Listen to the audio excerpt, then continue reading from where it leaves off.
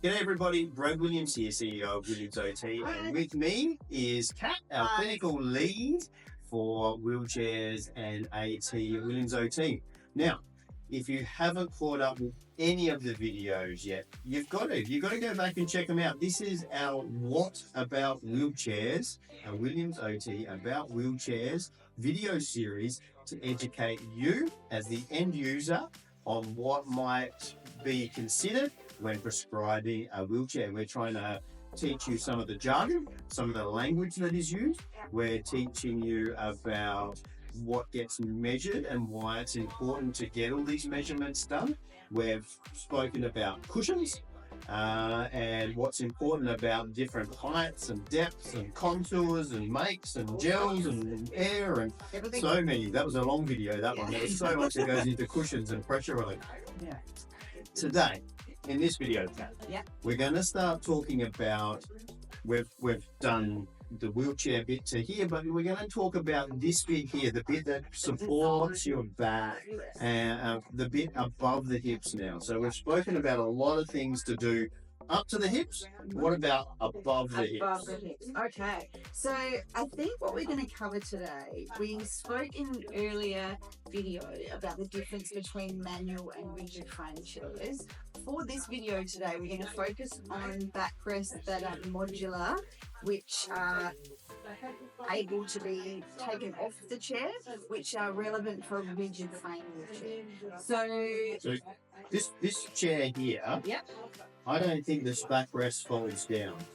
I think it does. Yeah, right. Okay. That should be I think this is actually a rigid frame. Stand to be corrected. No, this one doesn't fold down. This one, this one is fixed. So the backrest doesn't fold down. Okay. And but Jesus, comfortable. So this is a good starting point. So this is what we call like a standard backrest, which is a choice. Once again, there are choices all the way along the way with the wheelchair journey. But this is what we call a tension adjustable backrest. So there is a top layer of fabric. I'm just going to pull it up. Top layer of fabric like this. But what you find in between is we have the backrest canes here. So we talked about these in another video. We can actually change the angle of those to make it as comfortable as possible so that you sit as upright as possible or what's comfortable. Now, attached to that, in a standard backrest, these are heavy duty Velcro, but I'll spin them around so you can hopefully see it a bit better. These we can either tighten or loosen off according to your back shape. So if you want a bit more support in the lumbar region, in your lower back, I would be tightening up one of these or a couple of these with you in the chair. And then I loosen off the top bit a little bit more, just so you get that extra support down lower. Or if you've got a slightly bigger bottom and you need more tight in the back, a little bit higher up, then you can do that tighter and loosen off the back so your bottom fits back in the chair. Fits back into the chair. So this is really good to be able to mold it according to your body shape, and then we put the fabric back over the top. That's nice, breathable mesh material. And washable. And washable, so you can take it off, you can wash the whole thing. But this, obviously, it doesn't fold at all. Brad's right, it does not fold. I thought there was a little lever down there. There's not with this one. But that's okay. This is designed for someone who wants to keep the backrest on and transport it the way it is. Yep. Now, one of the biggest mistakes that I tend to see with tension adjustable backrests is people forget that the Velcro is there. Yeah, because it's hidden underneath. It's hidden, and it stretches over time, and if it loosens off and it's too loose, you're going to see people that start to do this in their chair. So you can probably see in profile, I'm sinking into my backrest like that. If you need to have a bit more support, that's how to do it. So we pop that back over the top. That's it. And then make sure it's down in the right area. There we go. And there is also, interestingly, I'll show you on the other side. Now, let's just get the brakes off. There's also what we call a modesty flap. So if you're in your chair, if you've got a big gap down the bottom underneath the backrest, If your pants happen to be a little bit low, we like to have that covered, just for your modesty. Modesty. This I like is the name of that one. your modesty flap. Okay, so that's over the top. Advertising to the back so that everyone knows it's an RGK chair, so you know which way around it goes. Okay, backrest with a ticket. That's okay. So, all right. So what we're going to do now is we're going to show you, this is the difference for a folding backrest. We did talk about that in the other video. So for a folding backrest, I'll turn this around. So the rigidized bar. Yep. Yes. Learned about that. Then underneath there's this bar that we lift up. We put a bit of pressure on it. I tend to like to put my thumb over the top. So all you have to do is just push it lightly like this, and then it'll fold really nicely. If you want something that is a bit more supportive for your posture, and you want one that comes off, that is where, in conjunction with your therapist, we'd actually plan for a modular backrest. So that's what we're going to cover now. Yeah, right. So they're behind you over there. Yeah. Why would we go for a modular backrest compared to one that's like this with the Velcro straps, which that one does as well, but has the folding aspect to it all? And what we learned in one of the other videos is that the more moving component, the more it twisting of the wheelchair, more moving takes away from your ability to push the chair. You need a little bit more energy to take the flex out of the chair as you go up and down. So why would we go to a modular backrest compared to a backrest that we've just seen? I tend to see that people who are quite active wheelchair user and sit in their chair for a longer amount of time and want some better lumbar support than what a standard backrest is going to give, tend to go for a modular backrest. Now, there are considerations for this, because in terms of transporting a chair, generally you're going to have to take a modular backrest off, or you have your wheelchair planned with a folding backrest, which also has the modular component. Yeah, so what do you call these? The canes? So the backrest canes can fold, and depending on the contour of the backrest, you're going to get a bit of tilt. It's not going to be able to go completely flat. As you can see in that chair there, it's sitting absolutely flat against the seat pan.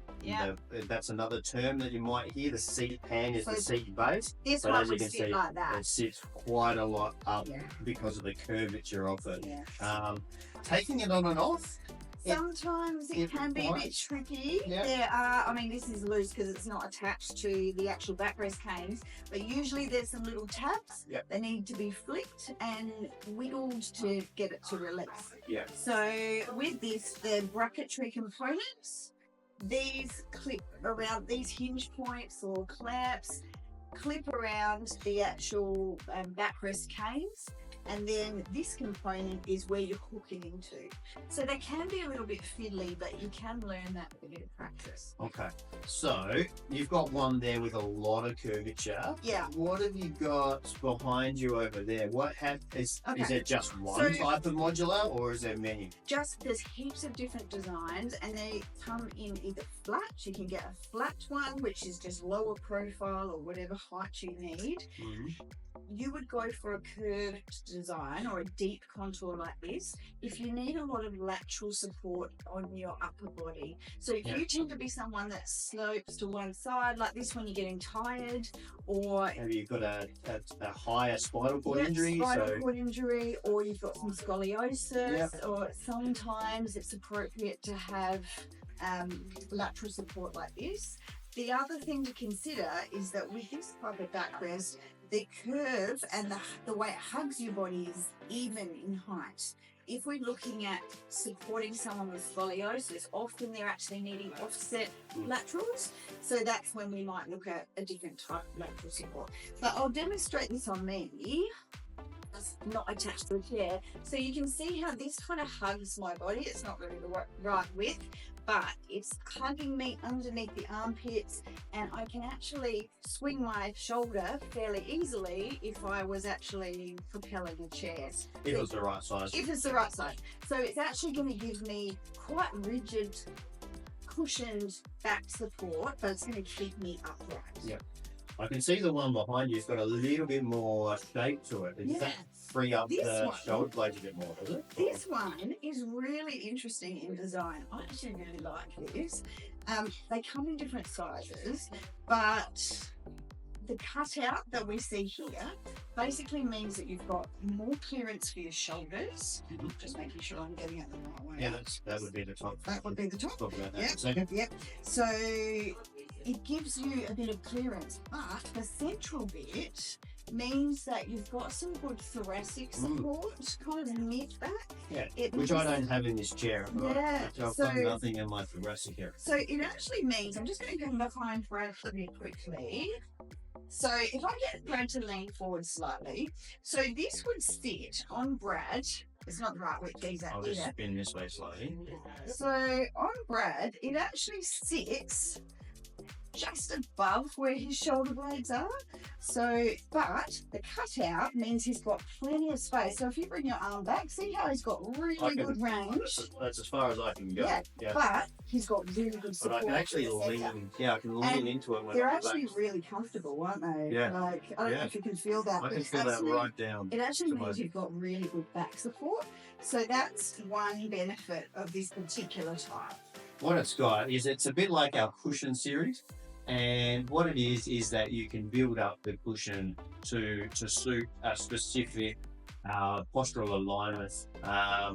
Look, we're getting into the in-depth side of it all now, but just to let you know. But basically there are, I was trying to show you the interior, but basically this is really quite lumpy. It's like in a good way, it's almost like that eggshell. Yeah, breathable foam. Yeah. So it's really lovely for comfort, but it's not too thick. Yeah. And it goes over the top of this really super lightweight carbon fibre back. Yeah. The other thing, once you've got that back on there, we'll just show the little locking pins on this one there to demonstrate. But one thing I really want to discuss, Kat, is can wheelchairs like this? Yes.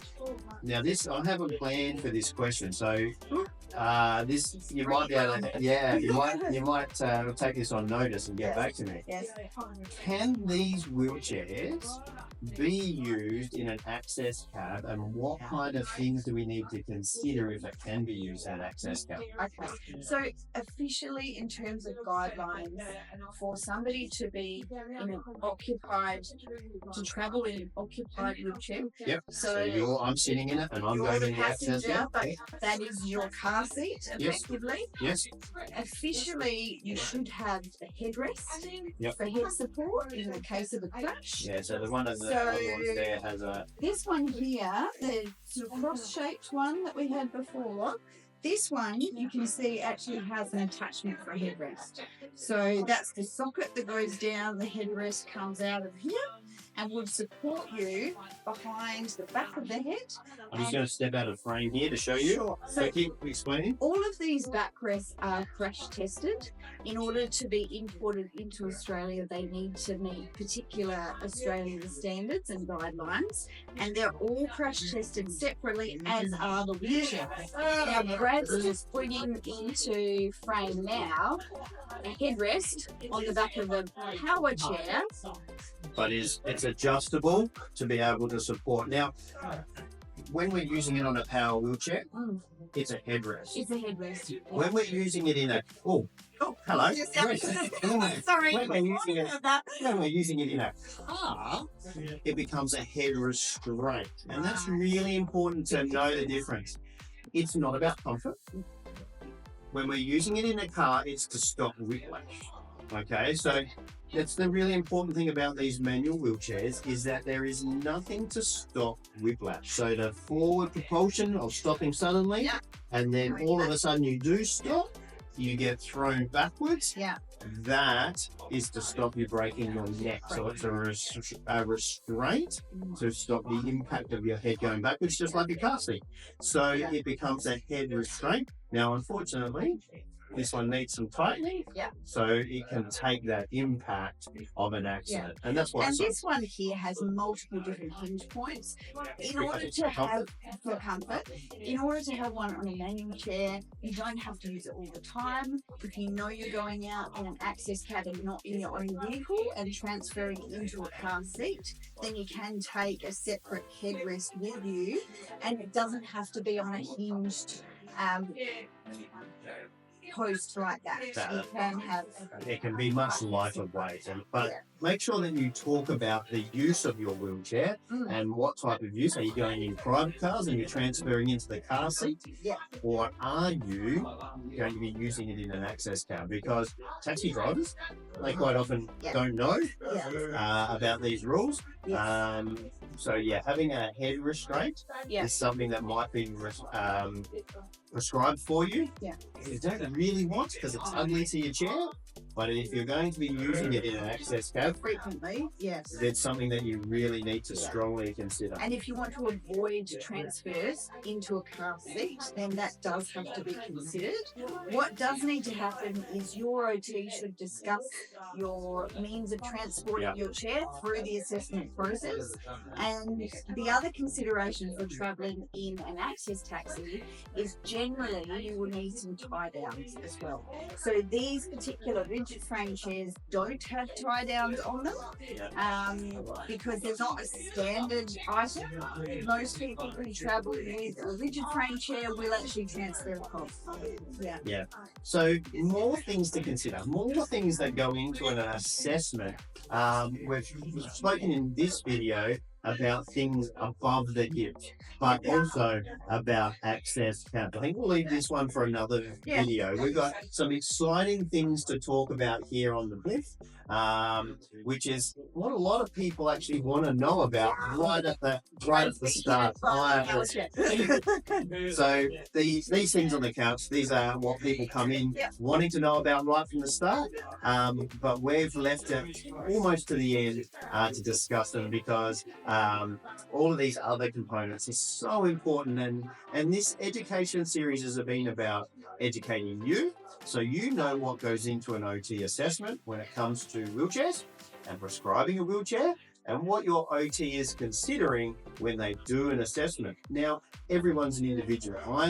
We've discovered that I've got really long calves in this process, and that my ITs, if you don't know what an IT is, go back and check out the cushion video series, but my ITs are quite uncomfortable. So I need a cushion to be able to adjust for those bony bits so I can sit up nice and tall. So lots of information coming through this series. If you're joining us for the first time, make sure you go back and watch all of those previous videos if you want to know about a wheelchair prescription for you. And quick shout out to our friends here at Extra Care that have made this all possible today with all of their pieces of equipment and wheelchairs. So next time we're going to look at some of your choices when it comes to customizing your chair, and particularly with colour, the always important question, but also about tyre types and push rings as well. So we'll see you next time for that video. Awesome. Okay. Thanks, guys. Thanks, guys.